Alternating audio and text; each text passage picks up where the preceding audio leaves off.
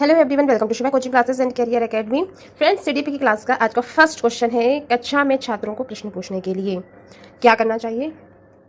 Option A में दिया गया है हतोत्साहित करना चाहिए, बी में प्रेरित करना चाहिए, डी में रोक देना चाहिए, सी में रोक देना चाहिए और डी में अनुमति नहीं देनी चाहिए।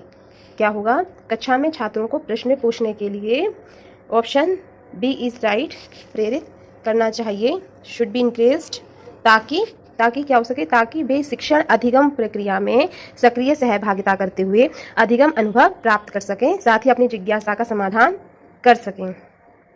बच्चों की वृद्धि मुख्यतः संबंधित है, बच्चों की वृद्धि मुख्यतः संबंधित है किससे है? ऑप्शन ए में दिया गया है शारीरिक विकास से, बी है सामाजिक विकास से, सी है भावात्मक विकास से, डी है नैतिक विकास से। बच्चे की जो वृद्धि है वो मुख्यतः संबंधित है। ऑप्शन ए इज राइट, शारीरिक विकास से, फिजिकल डेवलपमेंट। दूसरे शब्दों में हम कह सकते हैं कि कोशिकाओं की गुणात्मक वृद्धि ही अभिवृद्धि है। व्यक्ति के स्वाभाविक विकास को वृद्धि कहा जाता है। मानव अभिवृद्धि की प्रकृति के अध्ययन से यह ज्ञात होता है कि बालक के शरीर और व्यवहार के प्रमुख आकार प्रकार में किस प्रकार परिवर्तन घटित होता है। गर्भावस्था से लेकर शैशवावस्था, बाल्यावस्था, किशोरावस्था से होते हुए प्रौढ़ावस्था तक पहुंचने के दौरान व्यक्ति के विभिन्न अंगों की आकार, लंबाई तथा भार आदि में आने वाली परिवर्तन को वृद्धि कहा जाता है। नेक्स्ट क्वेश्चन है, मानव विकास का प्रारंभ होता है। मानव विकास का जो प्रारंभ होता है कब से होता है? ऑप्शन ए में है गर्भावस्था से, बी है पूर्व बाल्यावस्था से, सी है उत्तर बाल्यावस्था से या डी है शैशवावस्था से। मानव विकास का जो प्रारंभ होता है वो होता है ऑप्शन ए इज राइट, गर्भावस्था से। गर्भाधान के साथ ही विकास की प्रक्रिया आरंभ हो जाती है तथा यह जन्म के उपरांत शैशवावस्था, बाल्यावस्था, किशोरावस्था, प्रौढ़ावस्था व जीवन प्रयत्न निरंतर किसी न किसी रूप में चलती रहती है।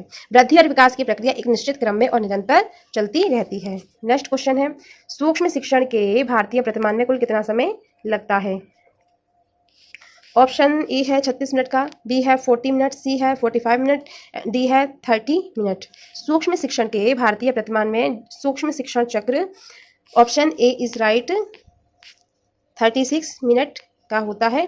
इसका विभाजन हम इस प्रकार कर सकते हैं। नंबर फर्स्ट पे आता है पाठ योजना निर्माण, ये 6 मिनट का होता है। सेकंड पे आता है शिक्षण, 6 मिनट का। थर्ड पे प्रतिपुष्टि या पोषण, ये भी 6 मिनट का। फोर्थ पे आता है पुनः पाठ योजना निर्माण, ये भी 6 मिनट का। फिफ्थ पे आता है पुनः शिक्षण, ये भी 6 मिनट का। और सिक्स पे आता है पुनः प्रतिपुष्टि, ये भी होता है 6 मिनट का। इस प्रकार से होते हैं 36 मिनट। सभी चीज 6 मिनट की होती है। पाठ योजना निर्माण, शिक्षण, प्रतिपुष्टि या पोषण, पुनः पाठ योजना निर्माण, पुनः शिक्षण, पुनः प्रतिपुष्टि। नेक्स्ट क्वेश्चन है, सीखने का पठार सीखने की प्रक्रिया के मुख्य अभिलक्षण हैं जो उस स्थिति को प्रकट करते हैं जिसमें सीखने की प्रक्रिया में कोई उन्नति नहीं होती है। कथन किसका है? ऑप्शन ए में दिया गया है गेट्सवान्य, बी में दिया गया है हालिंगवर्थ, सी में रॉस है, डी में स्किनर है। सीखने का पठार सीखने की प्रक्रिया के मुख्य अभिलक्षण है जो उस स्थिति को प्रकट करते हैं जिसमें सीखने की प्रक्रिया में कोई उन्नति नहीं होती है। कथन है रॉस का। गेट्स व अन्य ने जो सीखने की परिभाषा दी है वो दी है कि सीखने के वक्र अभ्यास द्वारा सीखने की मात्रा, गति और उन्नति की सीमा पर ग्राफ पर प्रदर्शन करते हैं। यदि शिक्षक कक्षा में छात्र को समस्यात्मक बालक के रूप में पाता है तो उसे बच्चे को दंड देना चाहिए, बच्चे को नज़रअंदाज कर देना चाहिए, बच्चे को परामर्श देना चाहिए, तत्काल घर भेज देना चाहिए।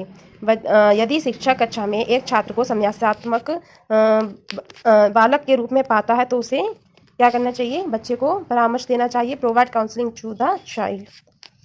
पाठ्य सहगामी क्रियाएं मुख्यतः संबंधित हैं। पाठ्य सहगामी क्रियाएं मुख्यतः किससे संबंधित है? शैक्षिक संस्थानों के विकास से, छात्रों के सर्वांगीण विकास से, छात्रों के वैयक्तिक विकास से, छात्रों के मानसिक विकास से। पाठ्य सहगामी क्रियाएं मुख्यतः संबंधित हैं किससे? ऑप्शन डी इज राइट, छात्रों के सर्वांगीण विकास से। पाठ्य सहगामी क्रियाएं छात्रों के सर्वांगीण विकास से, छात्रों के रुचि और अवधान से, छात्रों की क्रिया सहभागिता से, छात्रों की क्रियाशीलता से संबंधित है। पाठ्य सहगामी क्रियाओं में खेल होता है, नाटक, निबंध, प्रतियोगिता, शैक्षिक भ्रमण, अंताक्षरी आदि क्रियाएं आती हैं। नेक्स्ट क्वेश्चन है, निम्न में से किसने अधिगम सिद्धांत का प्रतिपादन नहीं किया? अधिगम सिद्धांत का प्रतिपादन नहीं किया। ऑप्शन ए में Kohler, Skinner, BS Bloom, Thorndike.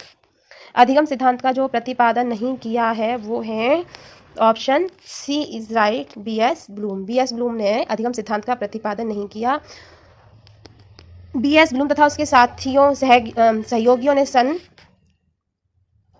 1956 में शिक्षण अधिगम के उद्देश्यों का वर्गीकरण प्रस्तुत किया था। क्या किया था? शिक्षण अधिगम के उद्देश्यों का वर्गीकरण। जबकि जो कोहलर है, मैक्स वर्दिमर है, कुर्ट कोफका है तथा कुर्ट लेविन ने मिलकर अंतर्दृष्टि अधिगम सिद्धांत का प्रतिपादन किया।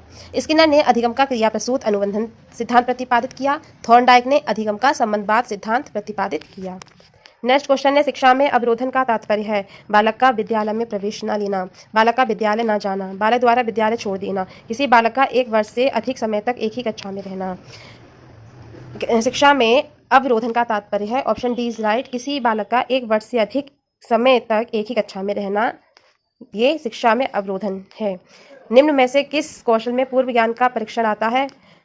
ऑप्शन ए में है उद्दीपन परिवर्तन कौशल, बी में है प्रस्तावना कौशल, सी में है समापन कौशल, डी में है प्रदर्शन कौशल।